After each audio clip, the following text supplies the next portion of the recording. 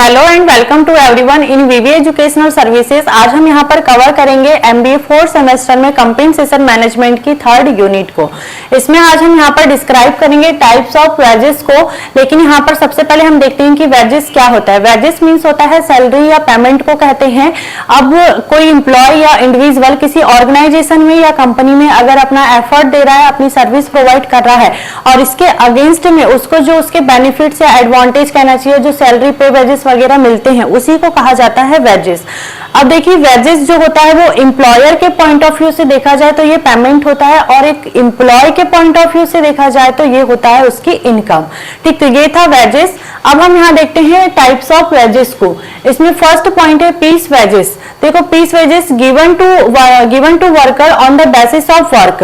अब ये किसी भी एम्प्लॉय को या इंडिविजुअल को उसके वर्क के बेस पर ही मिलता है। मतलब जितना अच्छा अगर उसने परफॉर्म किया है तो उसी के बेस पर उसको वैसा ही वेजेस मिलेगा। मतलब जैसा काम करेगा वैसा ही पैसे उसको प्रोवाइड होंगे। अब यहाँ पर क्या होता है कि जो एम्प्लॉय है उसने जो मतलब कहना चाहिए कि वर्क करने में जो टाइम लगाया है, उसके यहाँ पर टाइम को नहीं देखा जाता है। यहाँ पर देखा जाता है उसके प्रोडक्ट की क्वालिटी को, कि उसने कितने अच्छे से वर्क किया है। तो उसने जितने अच्छे से वर्क परफॉर्म किया होगा उसको उतना ही अच्छा वेजेस यहाँ पर मिलेगा। और उसको यहाँ पर क्या होता है, छोटे छोटे काम के लिए छोटे छोटे रूप में पैसा दिया जाता है, इसलिए इसको कहा जाता है पीस वेजेस। ठीक, सेकंड है यहाँ पर टाइम वेजेस। टाइम वेजेस में क्या होता है कि ये जैसे paid for his service according to time. It means यहाँ पर जैसे एक एम्प्लॉय है उसको पर डे 100 रुपए दिया जा रहा है। पर डे मतलब कहना चाहिए टाइम, और उसको जो 100 रुपए दिए जा रहे हैं वो है वेजेस। तो ये जो 100 रुपए उसको पर डे दिया जा रहा है यही होता है टाइम वेजेस। फिर थर्ड है हमारा यहाँ पर केस वेजेस। अब एक एम्प्लॉय जो किसी ऑर्गेनाइजेशन में काम कर रहा है तो उसको कोई ना कोई वेजेस सैलरी तो प्रोवाइड होगी ही। तो उसको ये जो सैलरी या पे वेजेस वगैरह जो मिल रहे हैं वो डेली बेसिस पे मिल सकते हैं, मंथली मिल सकते हैं, वीकली मिल सकते हैं। तो ये जो उसको सैलरी मिल रही है उसी को कहा जाता है केस वेजेस। फोर्थ है हमारा wages in kind. Wages in kind में क्या होता है कि इसमें जैसे कोई एम्प्लॉय ने वर्क किया, अपना एफर्ट सर्विस प्रोवाइड करी, लेकिन उसको इसमें पैसे नहीं दिए, पैसे के बदले में कुछ सामान प्रोवाइड कर दिया गया। नॉर्मली ये चीज गांव में होती है। जैसे ऐसा होता है कि आप हमारा ये काम कर दो, हम आपको इसके बदले में कपड़े दे देंगे, खाना दे देंगे या कुछ और दूसरा सामान प्रोवाइड कर देंगे। तो उसी को कहा जाता है वेजेस इन काइंड। लास्ट हमारा कॉन्ट्रैक्ट वेजेस। कॉन्ट्रैक्ट वेजेस तो बहुत ही कॉमन सी चीज है, नाम से भी समझ में आ रहा है कि कॉन्ट्रैक्टर या कॉन्ट्रैक्ट से जुड़ी चीज है।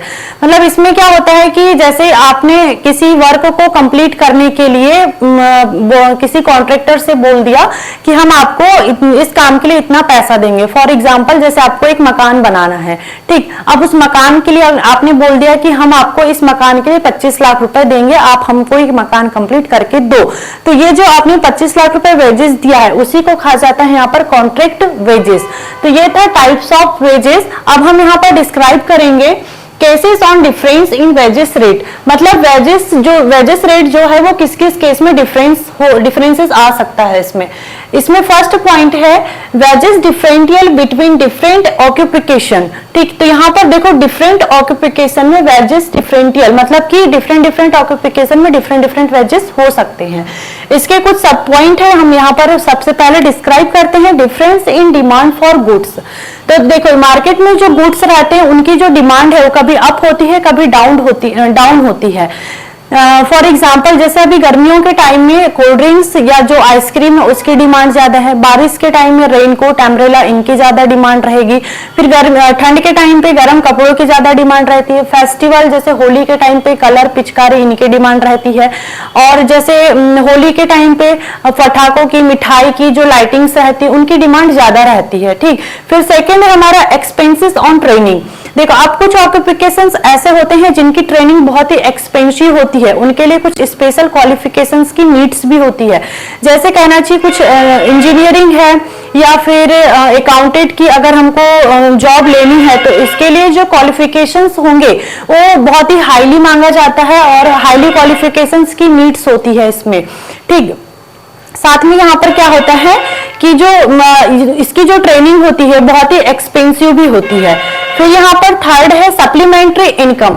सप्लीमेंट्री इनकम में क्या होता है कि किसी ऑर्गेनाइजेशन ऑर्गेनाइजेशन में या कंपनी में अगर किसी एम्प्लॉय को या इंडिविजुअल को अगर सप्लीमेंट्री इनकम मिल रही है तो वो कम सैलरी में भी जॉब करने के लिए एग्री हो जाता है। लेकिन अगर सप्लीमेंट्री इनकम नहीं मिल रही है तो वो कम सैलरी में जॉब करने के लिए रेडी नहीं होता है। ठीक, रिस्क ऑफ लाइफ। अब कुछ ऑक्यूपेशंस ऐसे भी होते हैं जिसमें रिस्क ऑफ लाइफ रहता है, जैसे एयरक्राफ्ट पायलट है, फ्लाइट इंजीनियर है, रूफर है, फ्रीशर है, इलेक्ट्रिशियन है, और भी ऐसी बहुत सारी जॉब है जिसमें ऑक्यूपेशन है जिसमें रिस्क ऑफ लाइफ रहता है। इसी में सेकंड जैसे ये फर्स्ट पॉइंट था, सेकंड पॉइंट है इसमें wages differential with in the same occupation. मतलब अब एक ही ऑक्यूपेशन में कैसे डिफरेंट वेजेस हो सकते हैं। ठीक, तो यहाँ पर फर्स्ट पॉइंट है differences of efficiency of labour. तो देखो हर ऑर्गेनाइजेशन में जो लेबर है या वर्कर है तो उनकी सभी की एफिशिएंसी एक जैसे रहती है क्या? नहीं रहती है, सबकी एफिशिएंसी लेवल अलग अलग रहता है। तो जिसका एफिशिएंसी लेवल अगर अच्छा है तो उसको मतलब कि अच्छा पे वेजेस प्रोवाइड करवाया जाएगा, और अगर जिसका एफिशिएंसी लेवल लो है तो उसको कम सैलरी पे वेजेस प्रोवाइड करवाया जाएगा। ठीक, जियोग्राफिकल मोबिलिटी। जियोग्राफिकल मोबिलिटी में क्या होता है कि एक एग्जांपल के थ्रू समझाती हूँ इसको। जैसे मान लो कि साउथ इंडिया में क्या है कि बहुत से नारियल है, वहां पर नारियलों का जो प्राइस है वो बहुत कम रहता है। और अगर हम अपने यहाँ पर बात करें ईस्ट इंडिया की, तो यहाँ पर क्या होता है कि वही नारियल हमको 40 से 50 रुपए में प्रोवाइड होता है। क्यों? क्योंकि यहाँ पर नारियल कम रहता है। तो यहाँ पर जो नारियल बिकता है वो जो मतलब कहना चाहिए कि जो कोकोनट शॉपकीपर है वो यहाँ ज्यादा कमा सकता है साउथ इंडिया के अपेक्षा में। ठीक, वैसे ही वहां पर क्या होता है कि जो कांच की बेंगल्स आती है वो वहां पर ज्यादा एफर्ट नहीं करते वो लोग इस चीज को। वहां पर क्या होता है कि जो गोल्ड की बेंगल्स रहती है वो लोग वही ज्यादा पहनते हैं। तो जो गोल्ड शॉपकीपर है वो वहां ज्यादा कमा सकता है, यहाँ कम कमा सकता है, क्योंकि वहां ज्यादा गोल्ड बेचेगा वो यहाँ कम बेचेगा। तो ये थी कुछ geographical mobility. I hope this topic is clear and thank you for watching this video.